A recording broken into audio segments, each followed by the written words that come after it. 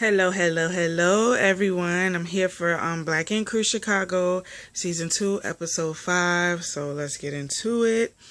So the episode was basically about mostly Ryan, Kat, and Four, and Ryan is just like Kat and Van are discussing Ryan's meltdown, and they're trying to understand why they're just trying to say that he's always blowing up because he bottles stuff in, and that he really needs to work on his feelings, talking about his feelings and whatnot. So when Ryan comes in, Ryan feels like attacked, like he feels like Kat is giving him unsolicited advice that he really doesn't want to hear. Like he feels like she's kind of overstepping her boundaries, and she's like, well, I wouldn't be telling you this stuff if I didn't care about you.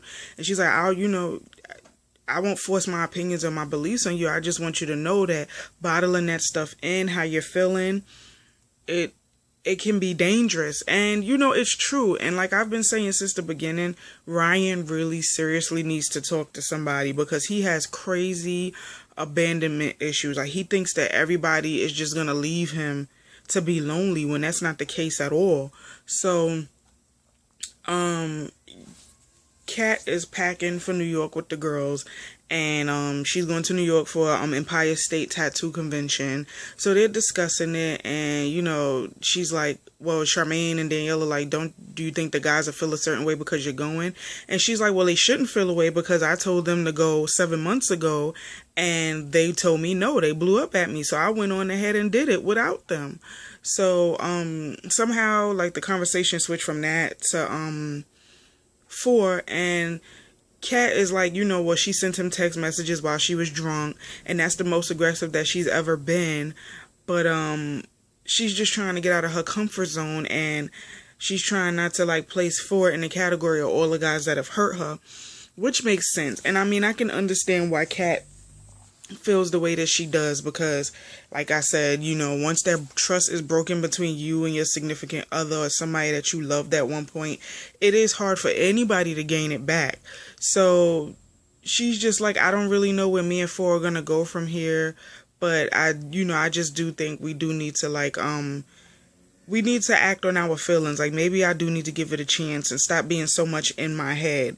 So Four and Van are discussing his music and his tattooing, and Four is basically like he wants to choose if he has the opportunity to do music full time, he's gonna put tattooing on the back burner because music is his first love. But he doesn't want Ryan to feel like he's abandoning him.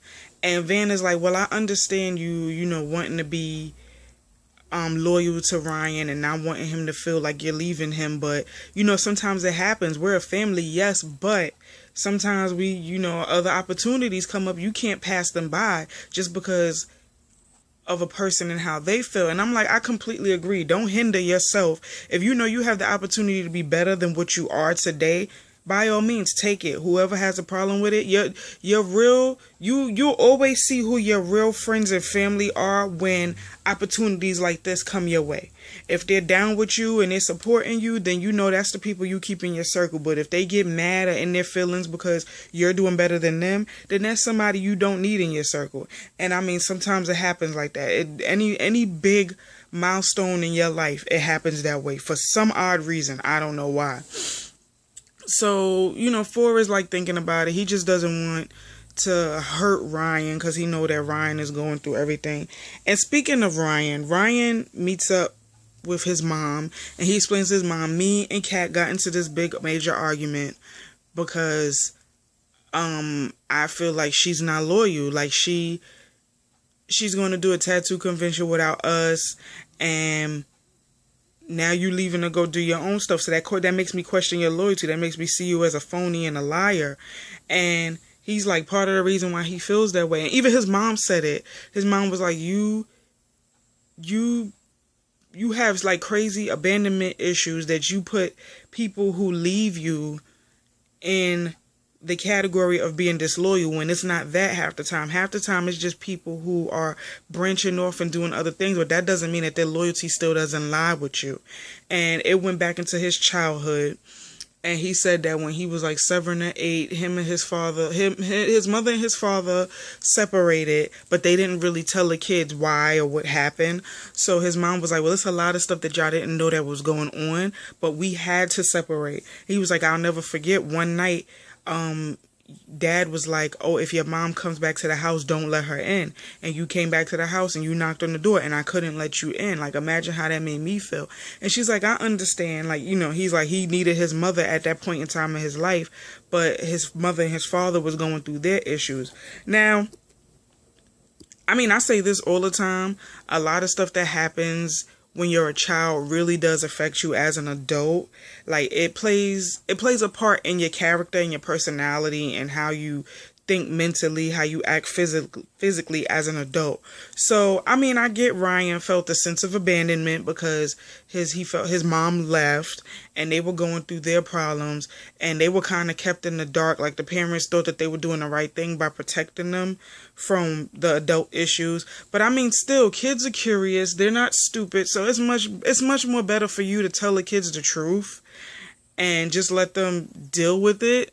I mean, you can sugarcoat it in a way where it doesn't sound as harsh as it is, but to shut kids out because you think it's protecting them, that really hurts it more. You know, that makes it worse because then they grow up like Ryan and they have these crazy abandonment issues. So after the talk with his mom, he went back to the guys and he said, you know what? I don't want Kat to think that I'm mad at her for branching out and doing her own thing. So why don't we go to New York and support her? Why don't we, you know, since she's representing non-mag, why don't we go out there and we'll be behind her every step of the way? And I'm like, you know, that's a good idea, you know, for y'all to come together. Now, Ford finally confronts Kat about the text messages. And he's like, you know, what was the deal with that? Like, you say you want us to be friends, but then you send me text messages like that. And now I'm just confused. And she's like, well, I just don't want to be hurt. Like, I don't, you know, I like you and I have feelings for you, but I just don't want to be hurt. And he's like, well, I respect you as a person and I would never intentionally hurt you, but you can't like play mind games with me. You can't be, confused because you're confusing me and we're playing with each other's feelings. So he's like, well, seeing as we'll both be in New York next week, let's go celebrate because I have my meeting with Epic. So that same night, why don't we go celebrate, hang out, go on a date? So she agrees to go. So now that they're in New York,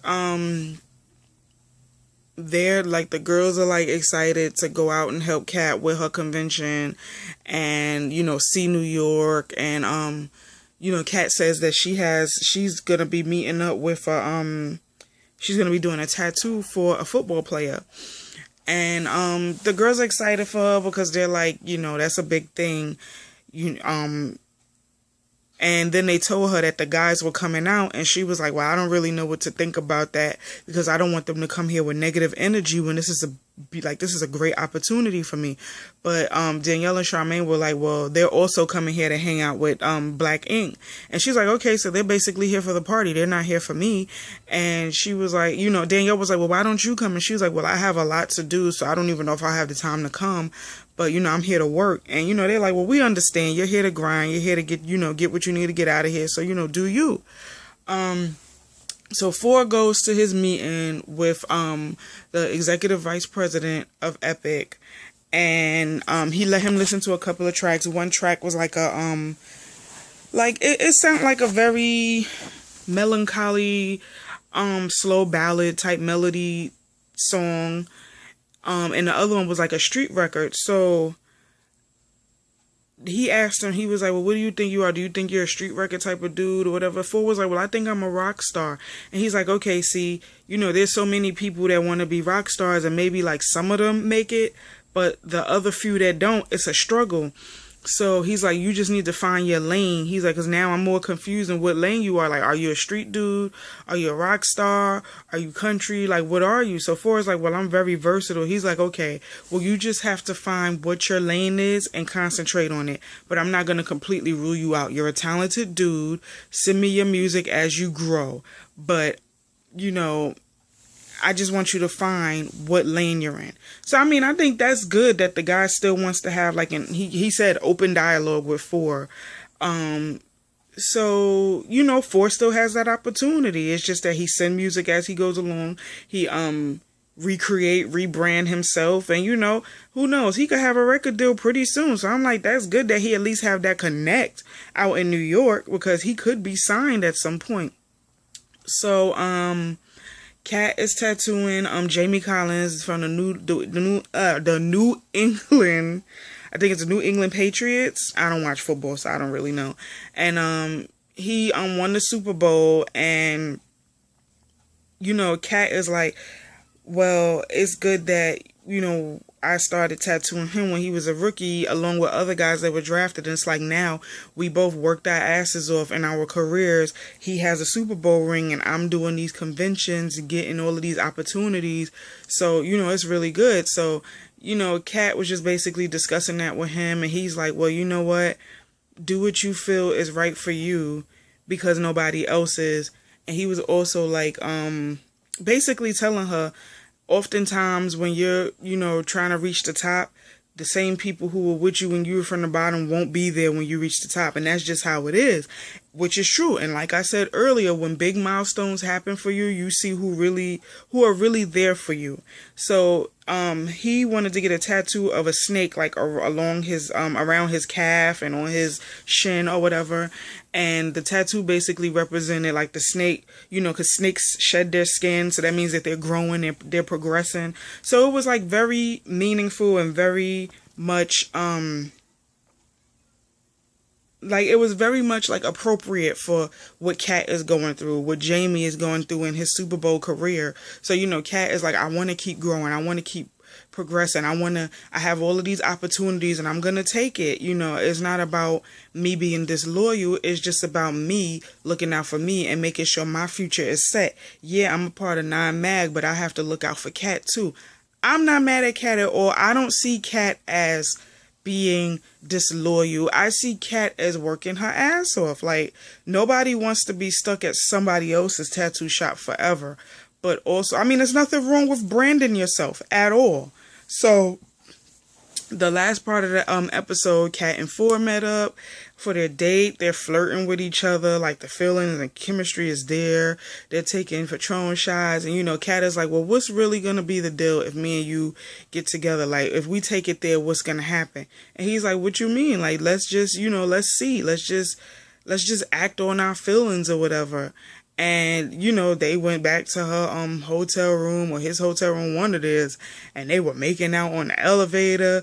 And then they got in the room and started making out with each other. And then, you know, that was basically the end of the episode. So I was like, oh, okay. I actually love Cat and Four together. Like, they are two unique individuals, and they make a beautiful couple to me.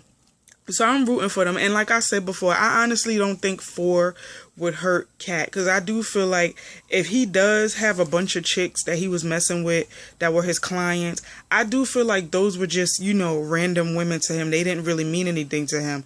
But I feel like when it comes to Cat, or when it comes to like men who are players, period, they always find that one girl at some point in their lives that they can respect and they can treat like a queen. When it's like women out here who are just random women, you know, they don't really care for them like that. But I do feel like Cat and Four will make a beautiful couple, and that they'll respect each other, they'll trust each other. I don't see Four ever intentionally hurting. Like, Four is completely different from Don. And I mean, Don is a good dude, but Don is a liar. And Don is, you know, he still plays little boy games. Like, Don hasn't really grown up like I see how Four has. Like, Four, to me, is a gentleman to like Cat. Like, he's a good dude. So I feel like he'll be good for Cat. And I feel like Don still has a little bit of growing up to do. But, you know, that was the episode. Next episode, like, is going to be good, because they're going to meet up with the Black Ink crew of New York. And arguments break out at the party. And it look like Sky is cursing out Ryan. And then Ryan and Caesar have a heart-to-heart about, you know, Ryan letting go and it looks like it's gonna be a good episode. I mean, it'll be interesting to watch and to see Black Ink New York. So that was Black Ink Crew Chicago. I'll see you guys next video. I know I'm late on these videos.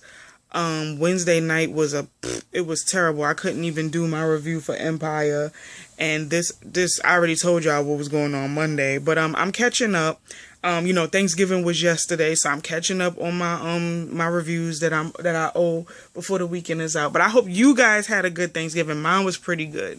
I hope you guys had a good Thanksgiving, a good holiday. If you went shopping for Black Friday, I hope you guys are careful, because I'm already seeing that people are fighting and whatnot. But anyway, like, comment, subscribe, tell a friend to tell a friend to tell a friend, and I will see you guys next video. Later.